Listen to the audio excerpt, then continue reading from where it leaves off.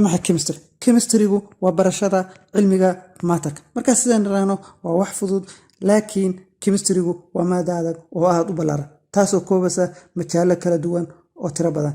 Laga soo bilaabo ubucda hoose ee dhulka ilaa la gaaray meesha ugu dambeysa adduunka, wax kasta iyo shay kasta wuxuu related leeyahay chemistry. Chemistry-gu waa barashada maatarka.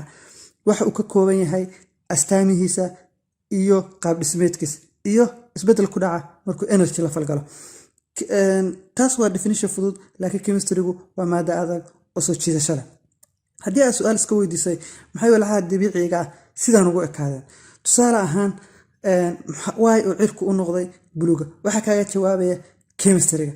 Walax kasta midabka ay leedahay wuxuu ku xiran yahay chemical-ka ay ka kooban tahay iyo nooca iftiinka ay reflect garanayso. Maxay cayayaanku ugu dhici waayeen ama u quusi waayeen biyaha? Biyuhu waxay leeyihiin astaan u gaar ah, taas oo ogolaanaysa in walxaha fudud ama yaryar ay ku dulnagaadaan dushooda, laakiin ay soo quuseen. Chemistry-gu waa wax kasta oo nagu hareeraysan, kuwaas oo calaaqaad la leh maatarka.